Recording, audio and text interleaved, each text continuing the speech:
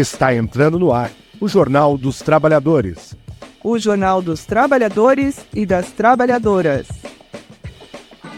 O Jornal dos Trabalhadores está na rádio e nas redes. Siga nosso canal no YouTube e nosso perfil no Instagram.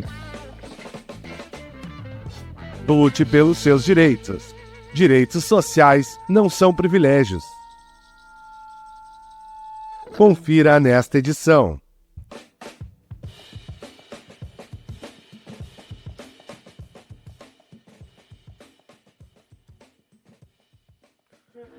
Zema é o rei do esquema. A financeira da família está no olho da fraude do INSS.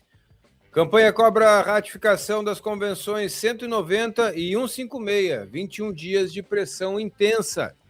Cadê a crise? Menor inflação registrada no mês de novembro desde 2018. E a COJA no Senado aprova marco temporal, enquanto a outra COJA da Câmara mandava repressão contra o deputado Glauber Braga. Essas são as informações de hoje, quinta-feira, 11/12 de 2025, do Jornal das Trabalhadoras e dos Trabalhadores. Eu sou Alan Camargo. Se você está na internet, já deixa o like na nossa transmissão pelo rádio. Muito obrigado pela tua audiência. Comigo na bancada, Bruno Lima Rocha. Bem-vindo, Bruno. Opa, obrigado, Alan, obrigado, Juan, abraço para o Tassi, para o Daniel, para a equipe inteira. Muito tema, muito assunto, pouco tempo. 1, 2, 3, editorial. Glauber Braga fica. É a prova que só a luta faz valer o direito.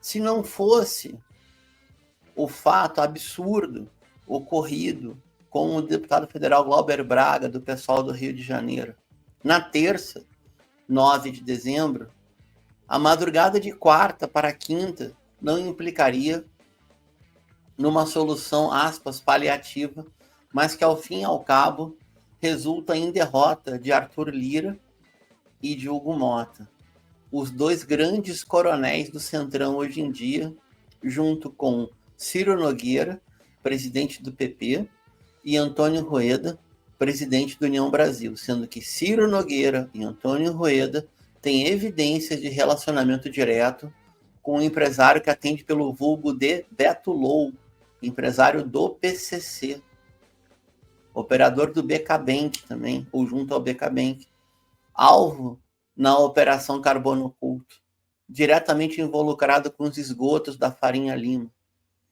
A rebelião à direita nesse último trimestre do Congresso Nacional, incluindo Davi Alcolumbre, passa pelo fato de que um indicado político, afiliado político de Alcolumbre no Amapá, colocou 400 milhões, um valor semelhante, no Banco Master, assim como Cláudio Castro colocou 2 bilhões de reais, ambos da Previdência Pública dos seus estados.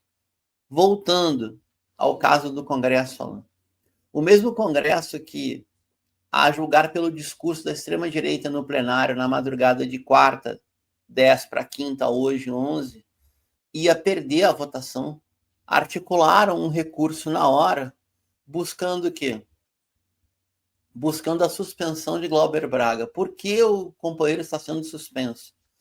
Porque ele deu um chute na bunda, foi quase uma agressão simbólica, após um provocador profissional do MBL, e encher a paciência dele pela 7ª vez, fazendo piada de mau gosto com a sua mãe, que estava terminal com Alzheimer e vinha a falecer poucos dias depois.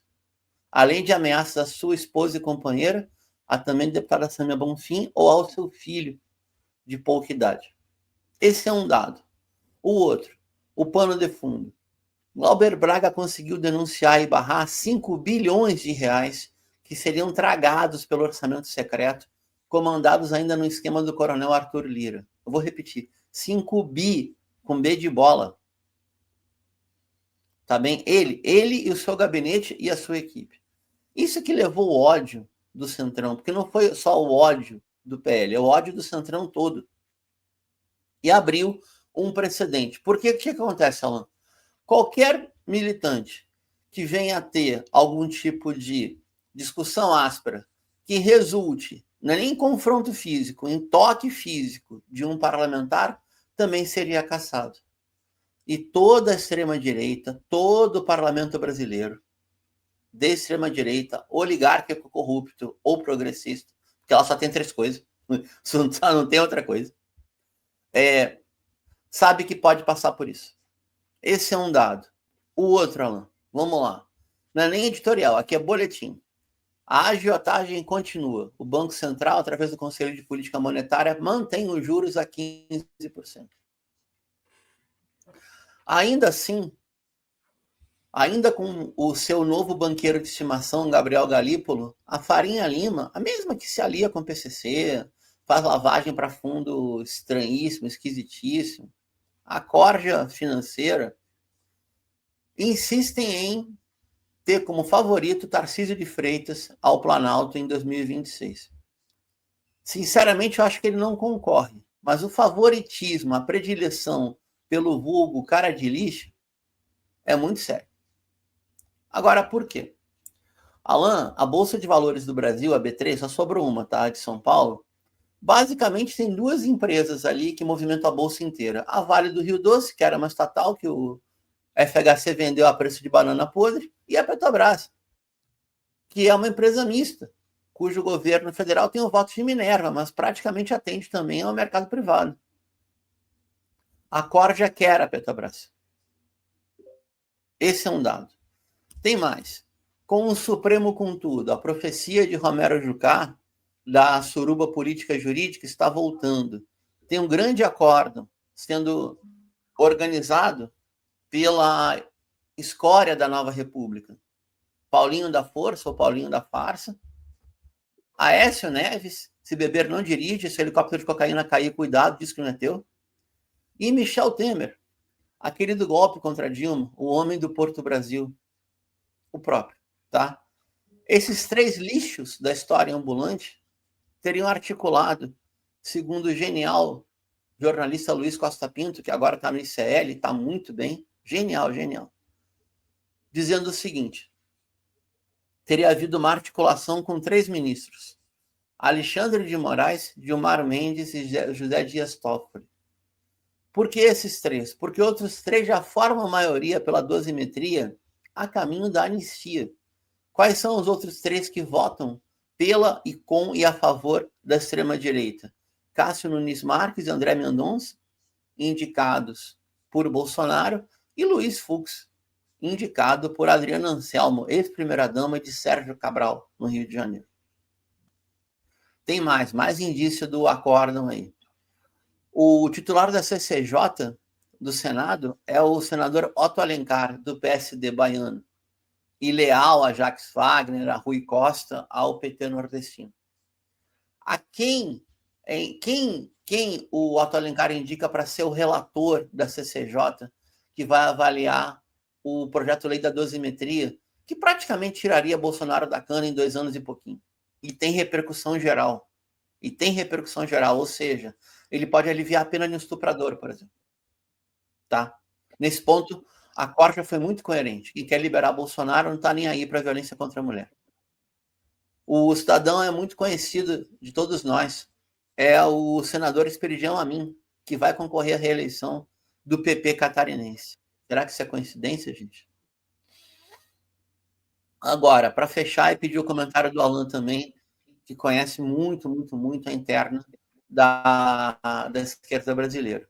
O presidente Lula hoje, se chegasse hoje na mesa dele, ele vetaria. Ia deixar o ônus político com o Congresso, ia tentar faturar em cima como capital eleitoral. Mas hoje, exatamente hoje, o Supremo, que seria uma barreira contra a impunidade, voltou a virar o vento e o Supremo se torna uma barreira contra a punição aos golpistas. E eu faço a pergunta: será que isso aí não é acordo com as Forças Armadas? De modo a preservar a governabilidade, não criar insatisfação nos quartéis, e mais, até orientar de forma discreta que os militares de carreira votem na reeleição do atual governo para evitar o tumulto que seria o retorno da extrema-direita. Tudo isso é mais que razoável. Agora, acórdão não, anistia não. Redução de pena para golpista não. Não dá para admitir isso. Alan, contigo. Bruno, onde há fumaça, há fogo, né? E geralmente, se tem fumaça, né, traz aí os indícios. Olha só, o Rueda e o Ciro Nogueira querem protagonizar novamente a possibilidade de serem alguma coisa na República. São os novos negociadores, né? É o Kassab, Temer, Ciro, Nogueira e Rueda, né? Esses caras não receberam as emendas parlamentares. O ICL fez a denúncia ontem de um áudio em que parlamentares discutiam ali abertamente o porquê estariam votando de determinada forma e boa parte dos argumentos trata da não liberação das emendas parlamentares previstas só para o dia 30 de dezembro. Então, sim, uma pauta bomba atrás da outra, como chantagem ao governo para a liberação das emendas, é parte do bloco de votos que o PL da dosimetria levou na Câmara, né? Então, e parte da sequência da chantagem ainda vai se dar no Senado, porque, enfim, a data é dia 30, até lá nós vamos sofrer bastante, desde que o governo antecipe os anúncios das emendas parlamentares, né, como tem sido a tona da chantagem toda aí, né? Então, tem esse áudio. A produção pode passar o áudio aí, vamos botar com volume também, e aí o povo tira as conclusões que quiser. Né? O Hugo Mota veio e disse: eu preciso da ajuda para pagar. Aí o Lindbergh. O Leozinho está falando contigo. Estamos juntos. O Lindbergh e o Zé Câmara vieram até 30 de dezembro paga. Aí veio essa pauta. Ô Maurício, você vai empurrar o orçamento para 30 de dezembro. Ele disse que falou uma seguridade. Falaram que a data é 30 de dezembro. Eles não vão botar o orçamento para gente pagar a vão pagar logo mesmo. Pois é, mas foi dada a data de 30 de dezembro. Não, vai pagar logo agora, até quinta-feira. Já disse assim, rapaz, vamos pagar, porque pagar está resolvendo. 45. Mas a pauta só veio desde isso, foi dado o dado de 58%. E foi, eu falei, não vai votar por nenhum, foi dado a data de 30 de dezembro. Eu falei, não vai votar merda nenhuma. Foi aí que veio uma pauta bomba da hora. Eu acho que ele vai pagar. Isso mesmo. Pagar o quê? As emendas da oposição. Então pergunte a Zé Guimarães se ele não deu a data de 30 de dezembro. Não, as impositivas, não é que pague, as impositivas. Que eu acho que isso aí eles têm razão. Foi dada a data de 30 de dezembro. Eu sabia que vinha esculhambação. Eu estava na reunião. Até esse momento eu estava. Aí quais foram os erros? Não, rapaz, o que interessa são as 4 cassações e a dosimetria. Isso é para trocar ramagem. Sim, mas ele vai informar. Isso vai dar confusão. Ramagem, Zambelli, Eduardo e o Glauber. E a dosimetria. Só acabou. É como o Antônio Brito olhou para mim, que o Antônio Brito é um cara centrado. Essa pauta negativa, essa pancada, só na gente. Bom, daí para frente ele fica inaudível, não dá para entender, mas aí eles ainda tratam, por exemplo, é um deputado aparentemente baiano, né, que fala aí, e ele diz que não votará pela cassação do Glauber, mas ele não irá votar, porque se ele tivesse que votar, ficaria de mal com o MBL da Bahia, que o apoia. Então esse é o relato desse áudio aí, captado por jornalistas lá durante aquela confusão, antes da confusão aquela no plenário, né, e que relata aí qual é o padrão de discussão do plenário da Câmara em relação aos emendas parlamentares. Então isso é um fator, né, Bruno, que nós temos que analisar. É aqueles lambarizinhos que ficam esperando as migalhas de pão ali, que é um bloco de parlamentares, né, que hoje recebe a orientação aí, principalmente... a maioria da casa, né? Do União Brasil, o Rueda e o Ciro Nogueira do PP, que, aliás, agora são uma federação, né? União Brasil e PP não podem tomar decisões eleitorais sozinhos. As coligações deles têm que ser feitas juntos porque foram homologados enquanto federação. Aliás, o Ciro Nogueira é o presidente da federação, Verdade. o Rueda é o vice, né?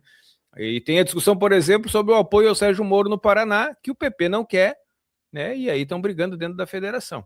Enfim, a possibilidade do Lula vetar o que sair agora, se não houver mudanças no texto do Senado, é grande, porque o PT, para o próximo domingo, junto com movimentos sociais, outros partidos, artistas, está chamando um ato público para a denúncia do que aconteceu essa semana na Câmara dos Deputados, e, aliás, se espera uma reação popular bem significativa, né? Então, Lula quer construir, inclusive, o ambiente para vetar o projeto, aparentemente, segundo as movimentações do seu partido, o Partido dos Trabalhadores.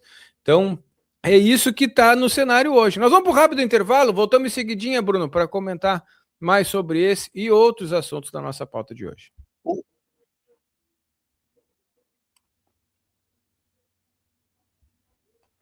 O Juan falou para tocar direto.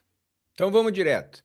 Então, o outro tema que passou desapercebido foi a aprovação na CCJ da Câmara do fim da escala 6x1. O projeto apresentado e aprovado na CCJ prevê a redução de 44 para 36 horas semanais, compreendidas em 5 dias corridos e 2 de folga. Esse é o texto que foi aprovado e já tem reação dos empresários que preparam aí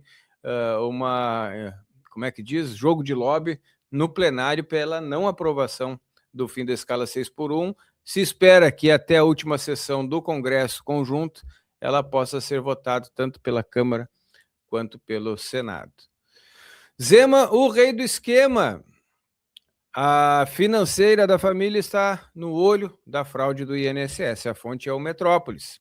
Alvo da CPI do INSS no Congresso, a empresa Zema Financeira, da família do governador de Minas Gerais, Romeu Zema, faturou 200 milhões de reais em empréstimos consignados nos últimos 5 anos, de acordo com dados obtidos pelo Metrópolis por meio da Lei de Acesso à Informação.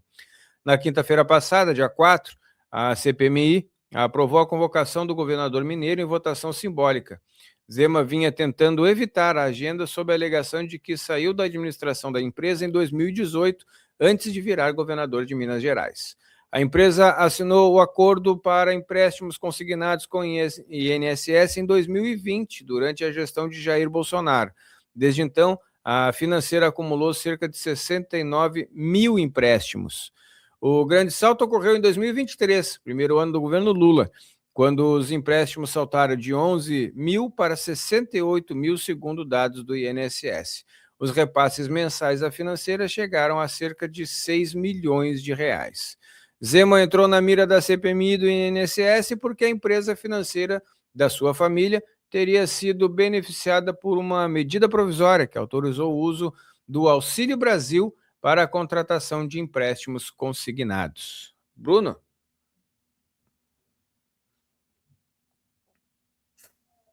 Alan, eu não sei nem o que falar.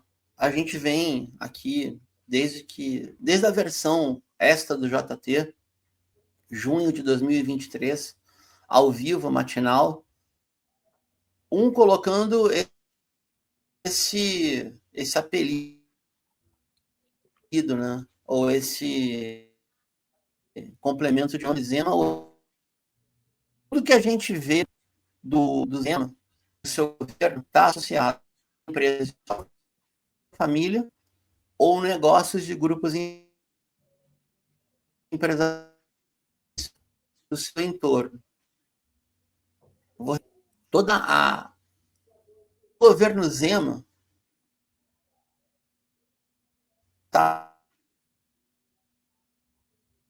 baseado em doação financeira para sua própria família, as empresariais do seu entorno, como, por exemplo, a diretoria do Banco Mar, Rubens Menin, BRV, Rádio Itatiaia, só para dar exemplo aqui, tá?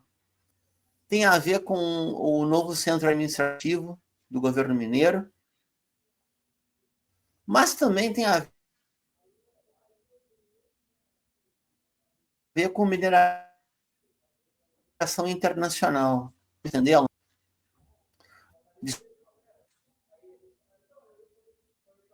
Desculpa, choveu muito. A conexão está horrível. Acho que para não me estender, ele manipulação religiosa como o Nicolas Ferreira, ele é um pouco o espelho da política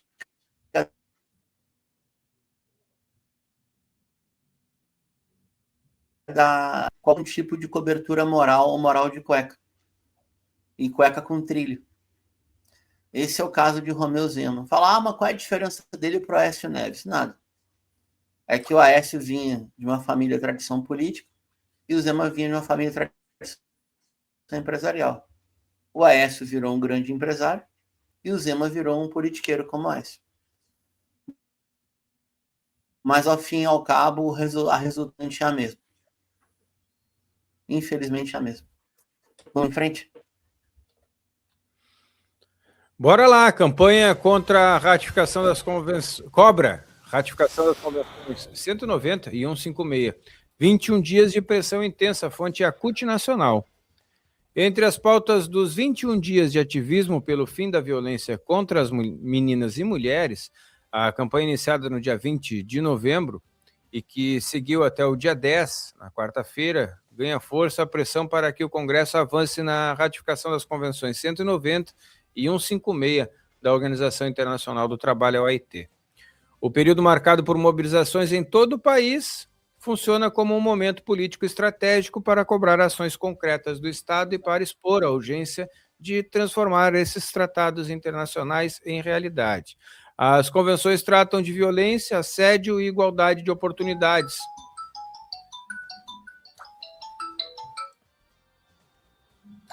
São, portanto, consideradas essenciais para a proteção das mulheres no mundo do trabalho. Se ratificadas e regulamentadas, se tornam políticas de Estados importantes.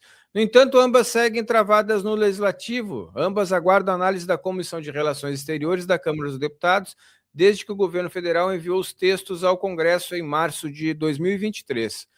A tramitação avança lentamente, bloqueada pela resistência de setores conservadores, machistas e da extrema-direita, que compõem a maioria da casa. A pressão da CUT, dos movimentos sociais e sindical, movimentos feministas e de direitos humanos, busca evidenciar que a violência contra meninas e mulheres segue estruturando desigualdades profundas no mundo do trabalho e que os tratados da OIT não são apenas recomendações abstratas, são instrumentos jurídicos capazes de obrigar o país a rever práticas, criar políticas públicas e proteger as trabalhadoras. Bruno?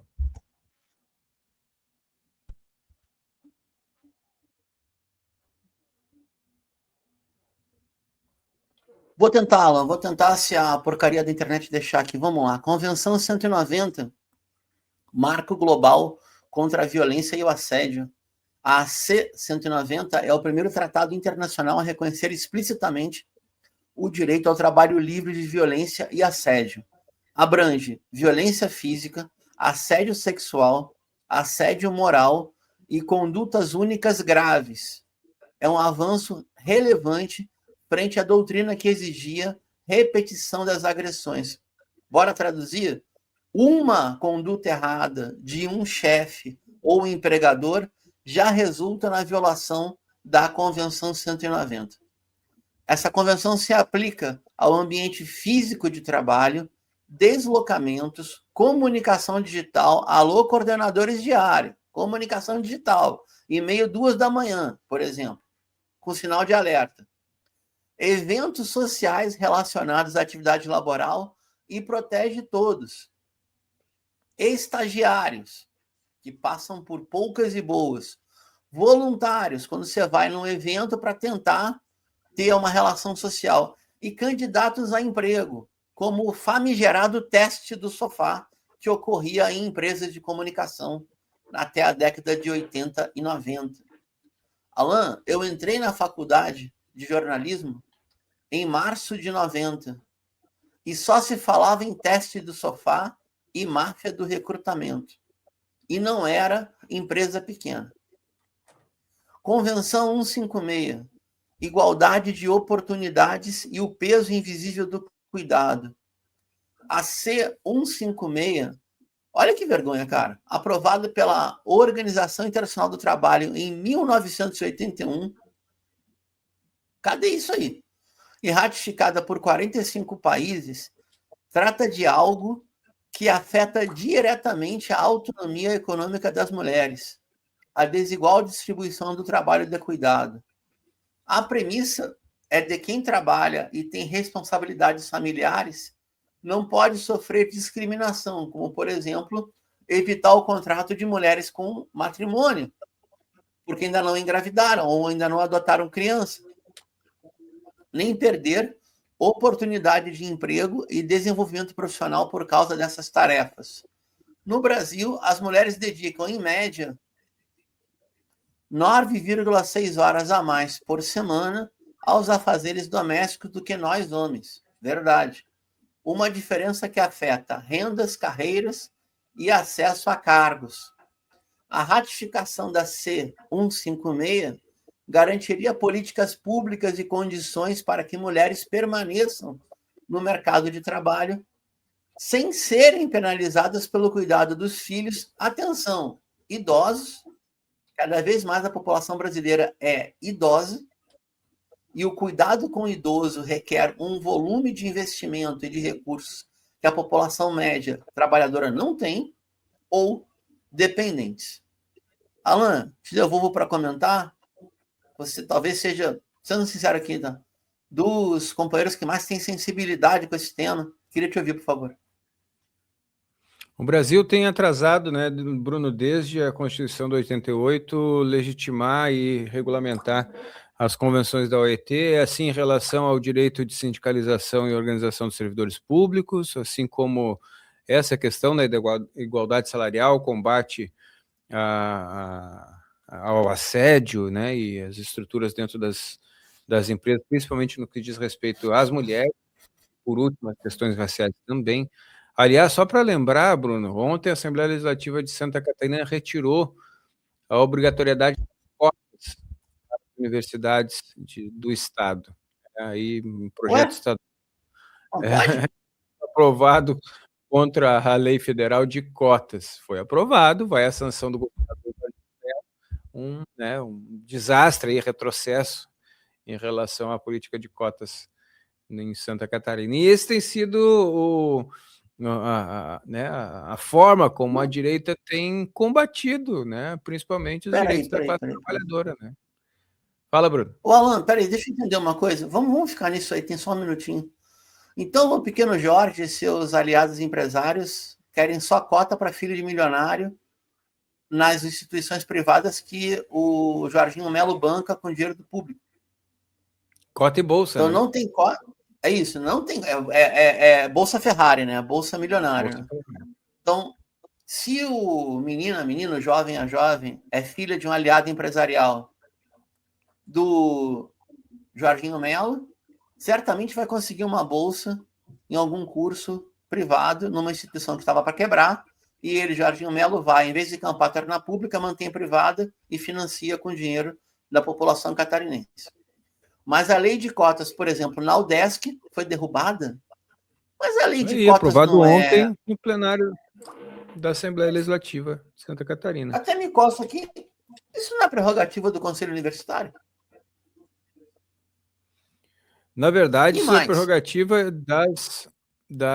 de lei federal, né? A Assembleia Legislativa aprovou ontem um PL que proíbe a adoção de cotas e outras ações afirmativas em instituições de ensino superior da rede pública ou que recebam verbas públicas estaduais. O texto de autoria do deputado Alex Brasil. É uma bolsa milionária para isso, entendeu? Deputado Alex Brasil, do PL, foi aprovado pelo plenário na sessão de quarta-feira com 7 votos contrários. Só a bancada da esquerda votou contrário. De acordo com o autor da matéria, continuarão sendo aceitas reservas de vagas baseadas em critérios exclusivamente econômicos para PCD e oriundos de instituições estaduais públicas. Diz ele, nós não estamos aqui para dizer que é porque é da cor que se pode ter a opção, ou opção sexual que se pode ter acesso à universidade. Tem que ser para todo mundo, diz ele. O todo mundo é beneficiar os amigos do rei, né, Bruno? A gente já sabe disso. É isso aí. Nós vamos ficando por aqui com mais essa edição do Jornal dos Trabalhadores. Abraço, segue a mensagem. É isso aí. É tudo lá. Pessoal, nós voltamos amanhã, 12 de